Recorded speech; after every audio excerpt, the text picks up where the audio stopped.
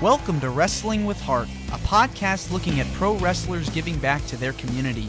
Join me, Stanley Carr, as I interview wrestling's hottest names who use their platforms as entertainers to raise awareness and do community service. Hello and welcome to another edition of Wrestling with Heart. This is the show where we talk with professional wrestlers and professional wrestling personalities about their lives in and outside of the ring, as well as doing acts of charity work, community service, volunteering, and spreading positivity. We're always about the positivity here on the show, and with me right now, I've got a very special guest. He is a former NXT Tag Team Champion, former Ring of Honor Tag Team Champion, one-time Ring of Honor World Television Champion, wrestled for numerous promotions, WWE, AEW, Ring of Honor, MLW, and several others.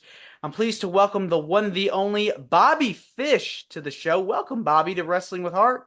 Thank you, sir. Appreciate you having me. Yes, my pleasure. So tell me about your childhood. Where are you from? I'm originally from Albany, New York, which is upstate. So it was, when I worked for New Japan and for Noah, um, you would meet people, Japanese natives, and they would immediately think New York City. Um, and it's where I'm from, there's farms and there's mountains and all that stuff. There's cows. Yeah, it's crazy. Like the one thing when you think about if you meet somebody from another part of the country or another part of the world, when they bring up the words New York, you're automatically going to think of the city, right? Yeah, Times Not Square. Yeah. not thinking about the upstate or the smaller towns in that state, because there's like a lot, Albany, Rochester, Buffalo. Yep. Yep. Yeah. Yeah. So that's where I'm originally from, but now my wife and I, we live in Ormond Beach, Florida, which is like closer to Daytona. But yeah, I mean, I'm 10 minutes from the beach, so. Yeah, I'd imagine summers are very nice there. I mean, it's being an upstate New York kid, it's basically summer all year round. So Yeah. All makes it right. a little bit weird. I'm not gonna lie, but Okay. So wrestling, was that always something you enjoyed watching as a kid? Is that something you were always interested in growing up? yes. So my earliest memories would be with my father and my uncle Mike, who they were on the fire department together. Um, they married my mother and her sister.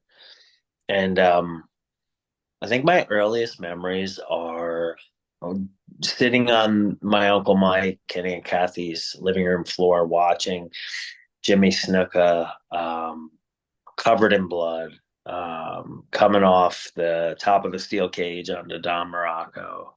Mm. Um, and I think that kind of encapsulates all of the what's special about pro wrestling, and it hooked a young kid immediately. And so I always, I was always a fan of it.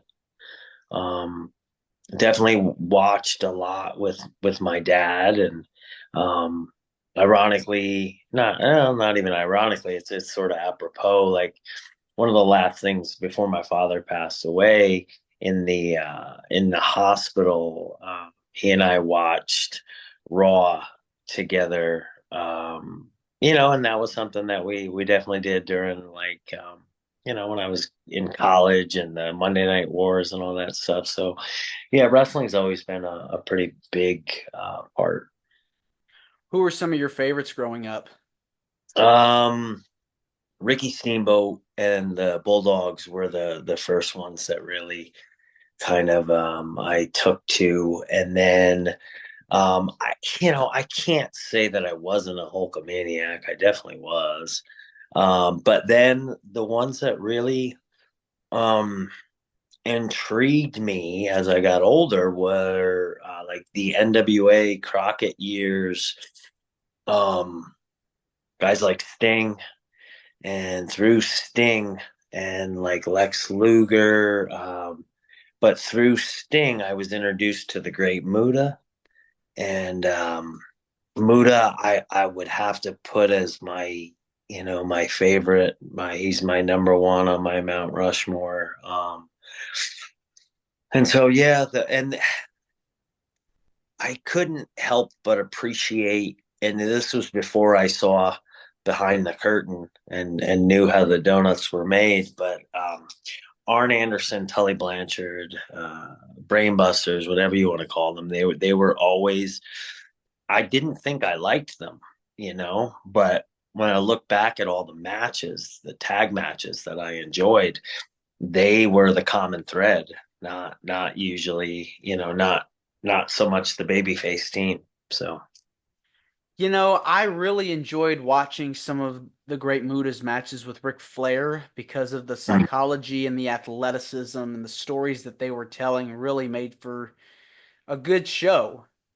oh yeah, yeah. I mean, I got into martial arts when I was 8, so like I was there for come up of like ninjas were a new thing, and it was I was a ninja for like 5 years in a row for Halloween, and so Muda was like a combination of that because it was pro wrestling, or a combination of two things that I love, which was pro wrestling and I wanted to be a ninja.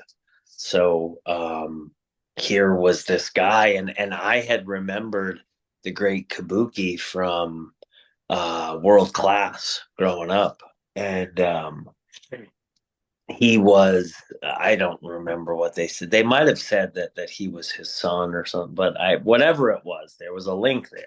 And so I took a liking to him for that reason. But then once I saw him move, he was so ahead of his time and so like unworldly athletic, and was able to blend the martial arts into his stuff that wasn't, it was real, that's what I think was so captivating for me.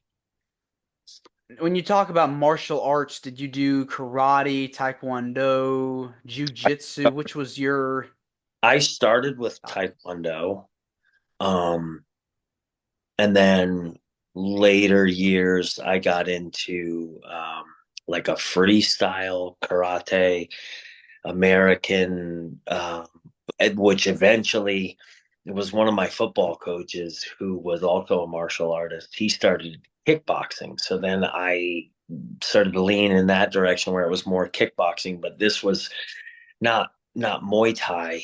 It was more American style, like Dennis the Terminator Alexio style kickboxing. And then later, I got into Muay Thai, and then Muay Thai's been my kind of my go-to. I just fell in love with it, and I've had a few amateur fights, and really, yeah. I mean, if I could pick a second career, it'd probably be fighting Muay Thai. Yeah, definitely those kicks are so powerful. Those, body shots are just, they hurt. I mean, just It as much they're really like, ow, man. Yeah, I mean, I think it's one of the more complete martial arts, and I think, it's a very, combat like that is very relatable for people because I think it's in our DNA to want to answer that fight or flight question. And I think that that's kind of what I had at a young age. And so it started me down the path of contact sports, Taekwondo being the first one, at 8. But then when I was 9, I started playing football and lacrosse. And then, like I said, kickboxing. And it was just always, what else can I express myself physically Right. in? And, what other things can I do to, run my head into other people or objects? I don't know Right. You what that's were about me. you were into sports growing up, so having that background, wrestling, that was right up your alley. You know, wanting to get into that physicality, that contact, that was something you wanted to do from a young age, I can tell. Yeah, I football was my first love, and I played through college. And when I was done playing in college, I didn't want to be done playing. So, the NFL wasn't in the cards for me. Um, but I thought maybe I could play like arena football or something. And I had tryouts with two arena football teams. And when I didn't make either team, it was kind of like, okay, well, I really didn't prepare for this. Not that I thought like, okay, I'm going to the NFL. I didn't, but I was just immature and, got a bachelor's degree in English while I was in school for no reason other than I just wasn't a bad writer. So I didn't really have any plan.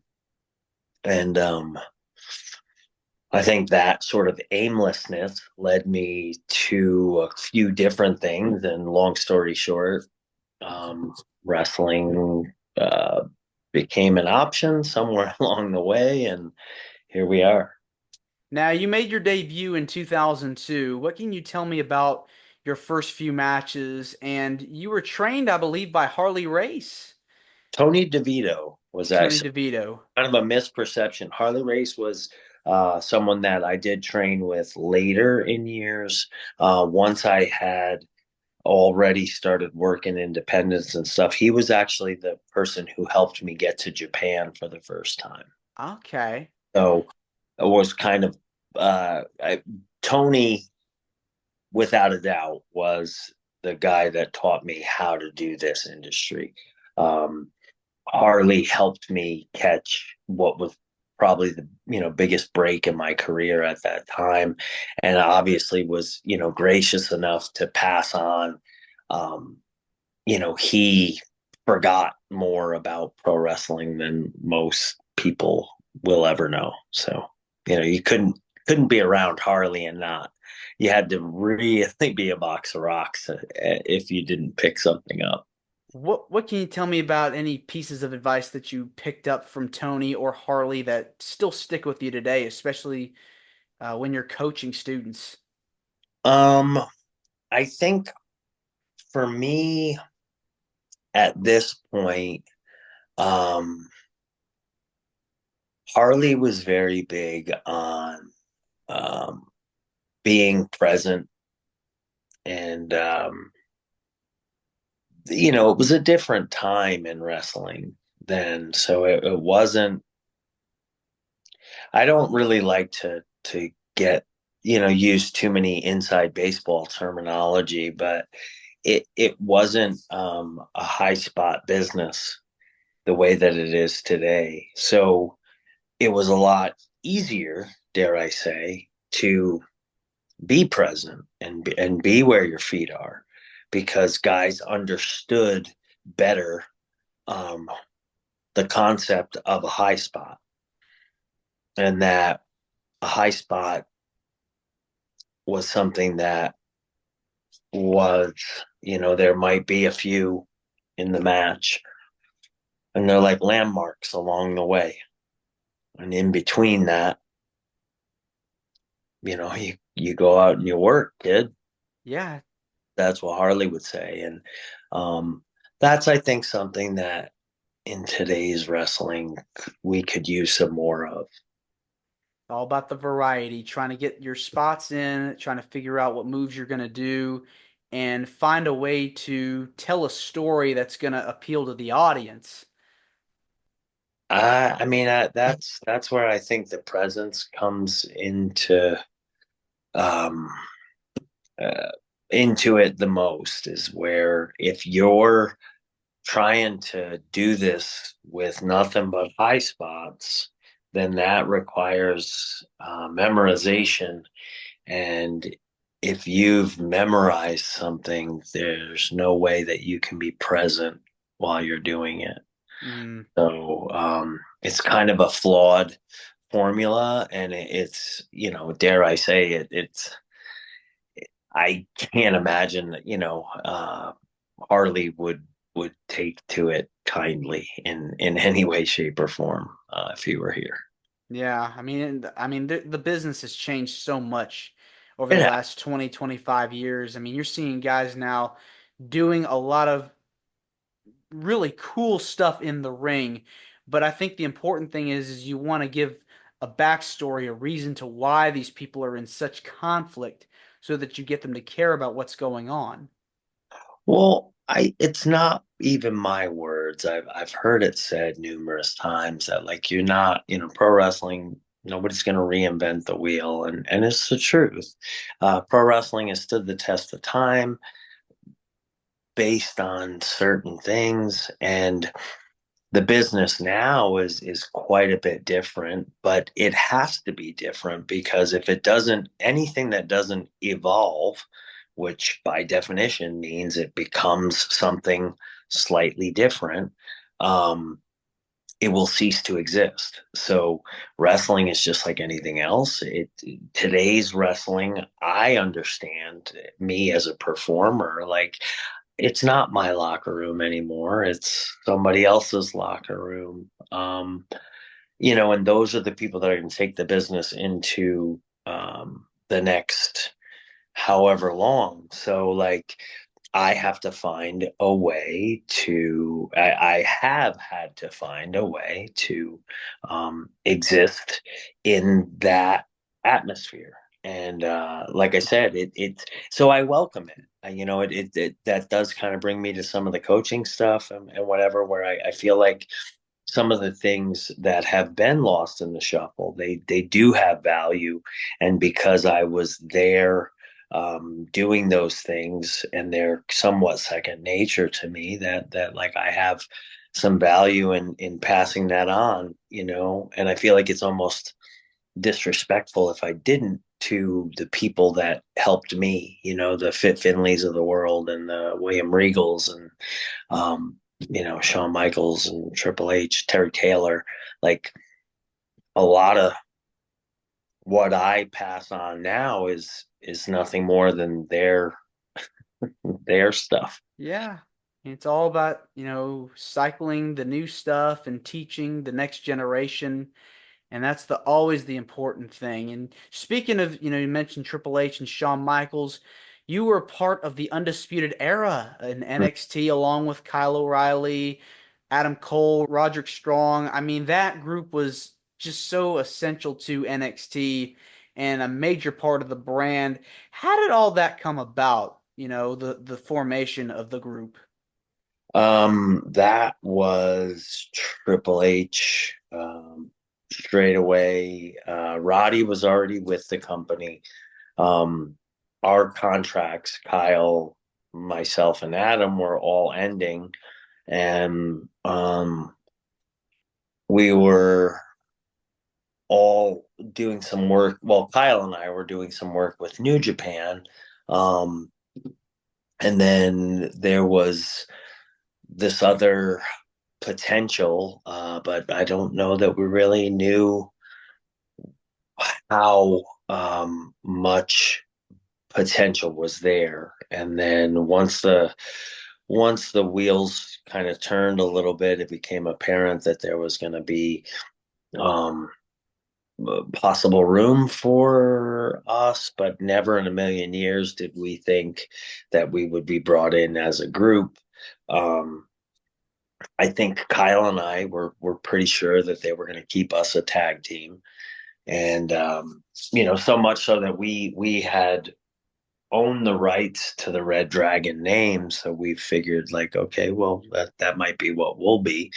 But we didn't know that they would pair us with Adam and then turn us into something, a three-person. And then later, after my ACL injury, they brought Roddy in and turned us into a four-person. So yeah, I mean, and I have to assume it was just all Triple H. It seems like, but based on my time and stuff there, that, like, none of this was a happy accident.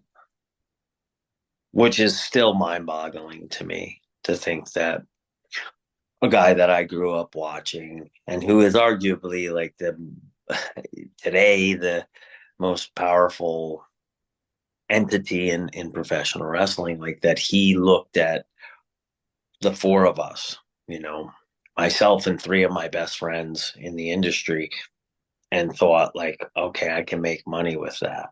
And Yeah. yeah, so Do you wish it would have continued on a little longer? I mean, you were there for 4 years. yeah, I mean, I would have been happy, of course, continuing to work there. I think COVID made things real weird. Um, and then everything that would come down with WWE from there to even now was truly unpredictable. I don't think anybody really saw any of it coming. And I think this industry is just a strange place at times. And I think we as a group were in a very solid position, and then some things changed. Structure of the company changed. Some things that were well above our pay grade changed, and we got kind of flushed out in the shuffle of everything. Um, and I, if I remember correctly, yeah, I was the first one to go. I Wow. That's devastating, when you hear your name being called, "Hey, we're letting you go." I mean, that's hard to hear because you're putting all this work in and you've been there a long time, and it's really tough to deal with that. yeah, I mean, I'm a Christian, so I believe that he has a plan, and that's what's playing out in front of us. And like we have free will, but I think for the most part,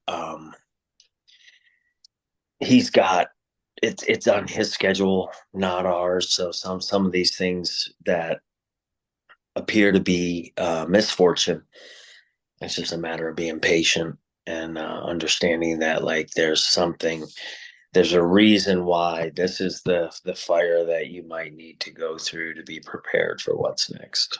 Yeah, I mean, you've had runs in AEW and MLW and Impact, so you've definitely been able to bounce back and get your name back in the mix. So it's Mm-hmm. got to feel good, to be able to keep your toes in the wrestling scene a bit today, working with so many people. Who have been some of your favorite opponents to work with over the years? um I mean, all of the War Games matches were pretty enjoyable to put together. So if you think of any of the people that were in those, and they were numerous, but like the War Raiders, I know like working with AOP, Kyle and I had a lot of opportunity to work with AOP, which I enjoyed, especially with Paul Ellering being on the floor with them, having grown up. A big fan of the Crockett years and the Road Warriors. And then Street Profits were always a blast to work with. I'd say at this point, I recently had a match with Timothy Thatcher for MLW, and I could not have enjoyed that more than I did. It was truly, for a lot of different reasons, it was truly just such a pleasure, and one that I would love to run back. Recently, there I wrestled Kenta recently also, which we have history from way back in early in my career when I was working for Noah. Um, Kenta, I think, is like a pioneer of the style that uh, I and he employ today, as well as guys like Brian Danielson and Samoa Joe and Kyle O'Reilly. Like I think that Kenta kind of set that standard for the martial arts based um, pro wrestler, and I think the standard that he set was like, okay, we're not faking the funk here. Like, I really kickbox. I know how to, like, I this is what I do, Mm-hmm. and so I really those would definitely be a few that stick out for sure. Mm-hmm. Definitely some good ones. Well, let's switch gears and talk about some of the stuff that you've done outside of wrestling. I know you've done a lot of charity work, things in your community. What are some of the things that you've done outside of wrestling as far as charity work is concerned? So I'm sure everybody is familiar with DDP Yoga, and I've been teaching DDP Yoga now for a year or so. And I almost feel like not so much charity, but as far as just helping people, that's been a way that, like, I didn't anticipate enjoying as much as I have, and it having the reach that it has and the effect that it has on people. um Being involved with Dallas now, I've met people with just stories that you wouldn't believe if you didn't know better. um at the DDP Yoga Summit this year, I met a guy by the name of Mark Romaldi, and he came up to me after my class that I taught there, and he was talking to me, and he shared with me that he was a challenge winner, and that he used to be. I mean, he's standing in front of me. He's about 5'11" and maybe 195 pounds, and he tells me that he was a couple years ago he was 450 pounds. And I mean, I didn't even you just wouldn't believe it. And he showed me a picture, and it was like, I can somewhat see maybe like in the eyes or something, but it just didn't even look like the same human being. And I feel like there's room there to do some um, really good work that can help people. Dallas is already doing it, and I feel like for myself that's one of the ways I can truly help people. So I'm doing as much DDP yoga as I can. How long have you been involved with DDP Yoga? I've been certified to instruct for almost a year now, and but back in 2018, after my ACL surgery, I had moved to Florida for the job with NXT, and I had no family, come with me. So the only people I knew in Florida at the time were the people I worked with, and I wasn't going to work because I had ACL surgery. And Dallas, being the human being that he is, he had gifted the app to any pro wrestler. I was a pro wrestler, so I had it. And the app starts in the bed if you need to. Like, if you're bedridden, he's got a place, he's got workouts. And so, just to break the monotony of what my life had become, being in a one bedroom apartment in Orlando, Florida, um, I started doing DDP yoga. And then I progressed to like a chair, and then you'd get up out of the chair, and so on and so forth. And I had seen such vast improvement in just everything that, like I said, that was 2018, and I haven't stopped doing DDP yoga since. Um, so at the beginning of the year, when it had come out that you could get certified, I spoke to Dallas, and again, the generosity of this man it knows no bounds. But I got certified, and now I'm fortunate enough to be able to bring this to other people. Some in wrestling, some outside of wrestling. Uh, Really, just it.